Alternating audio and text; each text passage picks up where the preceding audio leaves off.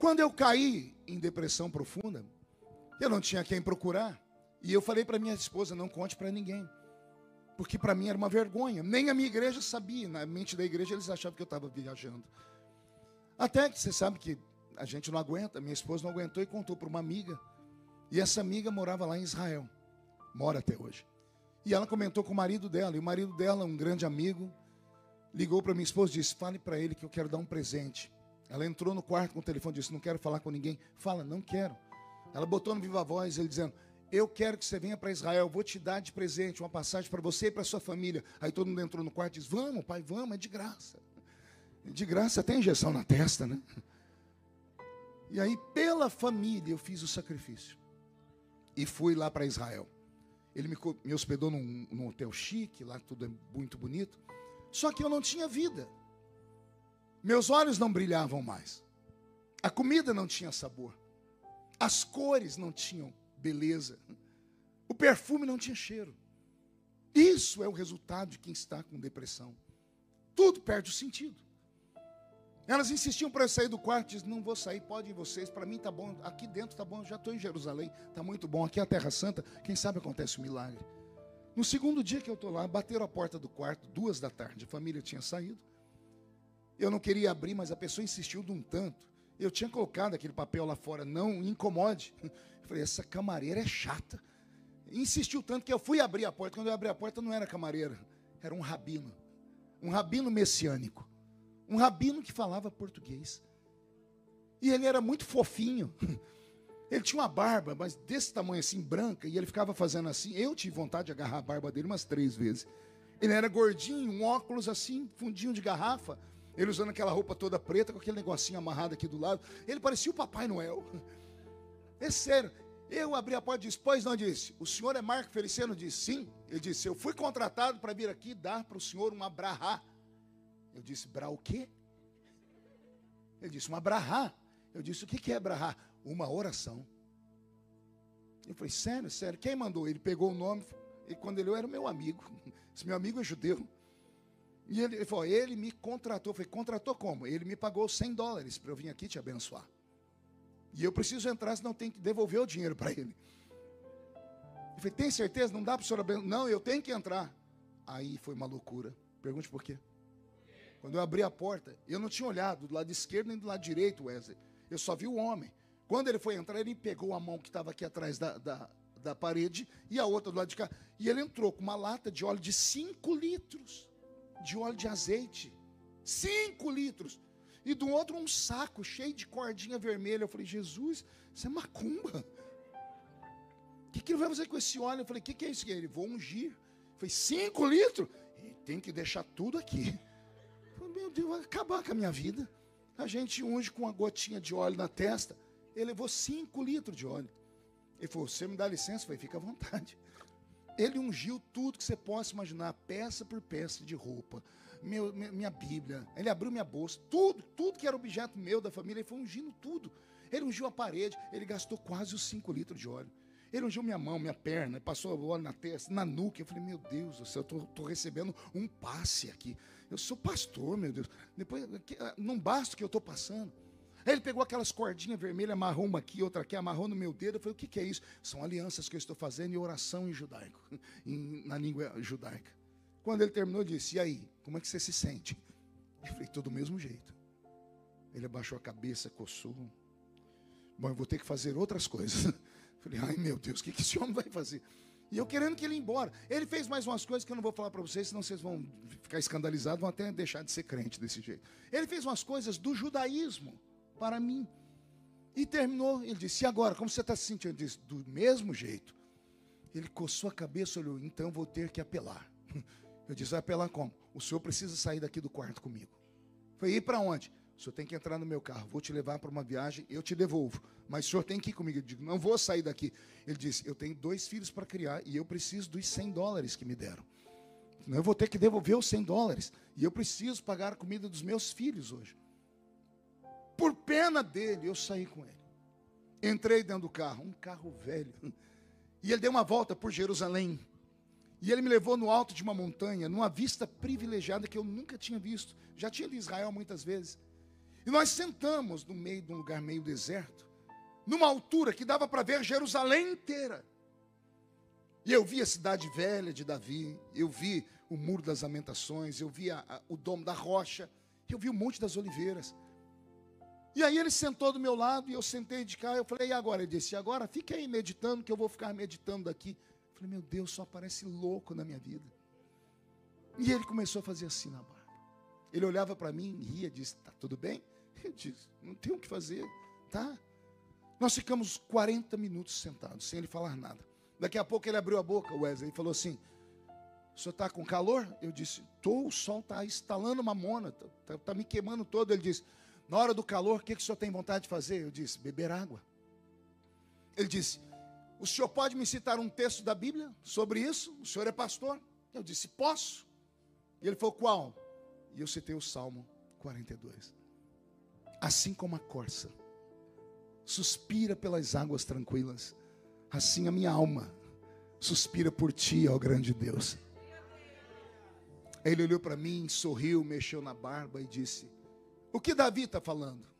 Eu disse, ele está dizendo que está com sede. Está no deserto. A corça procurou água. Ele disse, eu estou igual uma corça procurando água para beber. E ele olhou para mim sorrindo e disse, se eu lhe provar que Davi não está com sede de água, mas que ele precisa de água para outra coisa, o que o senhor faz? Eu disse, eu vou achar interessante. Ele falou, então deixa eu lhe contar a história. E aí ele contou uma história que mudou a minha vida. Ele me falou de Davi. Só que ele falou de um Davi que eu não conhecia na Bíblia. Ele falou do Davi da história dos hebreus. De um Davi que sofria dentro de casa. De um Davi que tinha problema com a família. De um Davi desprezado pelo pai. Porque no dia em que Samuel foi ungir um dos filhos de Jessé como rei de Israel, o único que não estava em casa era Davi. E era o mais novo. E ele não estava em casa por quê? Porque ele era todo diferente. Diferente na altura, diferente no cabelo, diferente na cor dos olhos. Era um rapaz de gentil aspecto. Havia uma série de coisas que faziam Davi se sentir um peixe fora d'água dentro de casa. E ele me disse, o sonho de Davi era ser aceito pelo pai.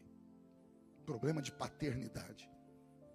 Eu disse, para Davi ser aceito pelo pai, ele colocou uma coisa no coração dele. Preciso surpreender o meu pai. E de que forma que o menino judeu surpreendia um pai? Caçando. Levando para o pai uma iguaria. Uma caça exótica. Mas como é que ele pode surpreender o pai que é fazendeiro? Jessé, o belemita, era fazendeiro. E ele tinha todos os animais. Ele tinha vaca, tinha boi, tinha cabrito, tinha ovelha. Ele tinha todos os animais. Como é que você surpreende o seu pai se ele tem todas as carnes? Aí ele me disse, Davi foi em busca de uma carne exótica. Ele saiu em busca de uma corça. Ou um cervo. Que é um quadrúpede. É um animal forte, a carne é tenra, é boa, só que é muito difícil de ser pega. Porque a corça tem uma agilidade, uma força nas suas pernas, que ninguém consegue correr atrás dela. Porque ela é muito violenta. Mas Davi quer surpreender o pai. E ele disse, Davi foi para o alto das montanhas procurar uma corça. E como Davi era um exímio caçador, caminhando pelo meio da montanha, ele viu pegadas, rastros. E ele conhecia o ambiente pelo chão. E ele via onde a corça tinha pisado, onde o cervo tinha escorado. E ele foi seguindo, até que ao longe ele avista a corça. E quando ele avista a corça, ao invés de avançar para cima dela, ele deita no meio do chão e procura ir se aproximando dela sem que ela perceba que ele ali está. Ele precisa esperar o vento passar, para que o vento não leve o cheiro dele. Ele precisa não fazer barulho, ele tem que se aproximar o mais rápido possível e se aproximar a uma distância que a flecha dele atinja a corça. Porque se a corça perceber, ela dará um pinote e correrá numa distância que ele não vai alcançá-la. O rabino disse que enquanto Davi está fazendo isso, aparece um concorrente dele no meio da montanha, um leão. Não era um leão selvagem da selva, era um leão da montanha. O leão da montanha tem uma resistência incrível. Ele tem força, ele é mais forte do que a corça, ele é mais forte do que o cervo. Só que o cervo, a corça, é mais rápida do que o leão. Ele é mais ágil do que o leão. Só que o leão tem mais resistência do que a corça. E Davi sabe que não dá para brigar com o leão. Mas ele sabe também que se o leão conseguir pegar aquela corça, Ele não vai conseguir levar ela para casa, porque a corça pesa mais de 200 quilos. E o leão vai matar a corça, vai comer um pedaço dela, vai levar um pedaço para sua família e vai sobrar um resto. Então Davi tira o foco da corça e começa a olhar o leão. Ele diz: eu fico com o resto do leão. E o leão, quando percebe a corça, também não pode correr, porque se ele correr, a corça vai perceber, e ela é mais ágil do que ele. Então o leão vai indo pelas beiradas, pelas brumas, até que em certo momento é impossível não ser notado. E a corça, quando percebe o leão, ela sai correndo. E quando ela sai correndo, o leão corre atrás da corça, e Davi corre atrás do leão. E Davi sabe que chega um momento que ele não vai mais ver nem leão nem corça, mas as pegadas no chão vão levar ele até ela. E o leão também sabe que não dá para concorrer com a corça na velocidade. Porém, ele tem mais resistência do que a corça. E a corça, por ser um animal que conhece o predador, sabe que ela está perdida. Pergunte por quê? Porque o leão tem um dom. Ele tem um olfato. Que quando ele sente o cheiro da corça, a corça pode ir para onde ela for. Ela pode sumir de vista. O leão vai procurar ela como se tivesse ficado um rastro invisível. E por que ela transpira? Medo. A corça libera o cheiro do medo. Você sabia que alguns animais conseguem isso? Alguns animais sentem o cheiro do medo. Alguém aqui já teve a experiência de estar passando numa rua, aí você olha, tem aquela porcaria daquele chihuahua. Ele é do tamanho da sua mão, parece um rato. Aí você olha para ele, daqui a pouco ele começa a latir. Ele quer, você fala: meu Deus, olha o tamanho da criatura. E o pior, a gente sai de perto, porque aquele bichinho, quando morde, machuca. Por que é que esse chihuahua late pensando que é um pitbull? Porque ele sentiu o cheiro do medo. Cavalo sente o cheiro do medo. Sabia disso? Alguém aqui já foi da roça? É sério? Eu estou aqui em Londres e tem gente que morou na roça. Você já sentou no cavalo? Eu lembro que uma vez meu avô me colocou em cima de um cavalo. Aquilo não era um cavalo. Aquilo era um pangaré. Alguém lembra do desenho do Pica-Pau? Lembra do pé de pano? Era igualzinho aquilo. Só tinha barriga, o infeliz. Ele andava até encurvado de tanta barriga. Meu avô me colocou em cima daquela porcaria. E eu sentei, meu avô falou: cuidado, falou, pode deixar, avô, eu sou peão de boiadeiro. Oh, meu Deus. Esse cavalo começou a perceber que eu fiquei com medo. Ele se sentiu um manga larga. Um cavalo de raça. Ele saiu correndo e me jogou em cima de um pé de café. Eu me arrebentei todo. Lá veio meu avô e disse: ê, menino medroso. Eu falei: não é medo não, avô. Ele falou: até o cavalo sabe que você tem medo. Os antigos sabiam que cavalo sentia cheiro do medo. Como é que alguns animais têm isso? Todas as vezes que você fica tenso, todas as vezes que você fica ansioso, você transpira. Não só transpira, você libera uma enzima que cachorro e cavalo sentem o cheiro. A corça liberou uma enzima que o leão sentiu o cheiro. Eu chamo de cheiro do medo. A corça fugiu porque ela corria mais do que o leão. E o leão continuou no trote dele. Porque ele não precisa ver a corça. Na medida que ela corre, ela transpira e fica um rastro invisível que ninguém vê. Mas o leão sente. O rabino contou que essa história terminou na beira de um riacho. Porque quando o leão correu atrás da corça, ele se deparou com um ribeiro de águas. E ficou parado. E quando Davi se aproximou de longe, ele viu o leão fazendo assim. Buscando o cheiro da corça. E ele não sentia mais nada. A corça sumiu. E o cheiro do medo também. E Davi ficou observando para ver o que o leão ia fazer. O leão agora tem que usar o instinto. Escolher esquerda ou direita. Porque ele não sente mais o cheiro da corça. E o leão saiu. O rabino diz que a tradição deles fala que Davi se aproximou do ribeiro, porque ele estava cansado de correr atrás do leão.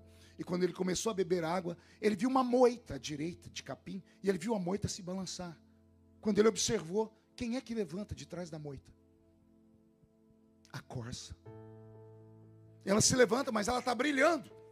Porque ela estava toda molhada. Ela se levanta e se sacode, joga água para todos os lados. Davi, ao invés de matar a corça, eternizou ela num salmo. Ele entendeu o que a corça fez. A corça não fugiu do leão. A corça procurou um lugar para se esconder. E ela não se escondeu atrás da moita só. Porque se ela tivesse corrido e ficado atrás da moita, o cheiro do medo levaria o leão até a moita. A corça saiu buscando águas. Não é porque ela queria beber água. Quando ela viu o ribeiro, ela entrou dentro do ribeiro. Ela mergulhou nas águas. Ela se afundou nas águas. Quando a água passou por cima dela, a corrente levou embora.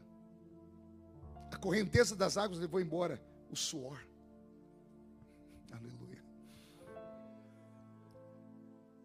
A correnteza, Wesley, levou embora as enzimas. A correnteza levou embora o medo. O cheiro do medo. E aí Davi entendeu que tem vezes na vida que não dá para correr. Só tem um jeito de enfrentar o inimigo. É mergulhar nas águas. Aleluia. Eu sinto Jesus aqui.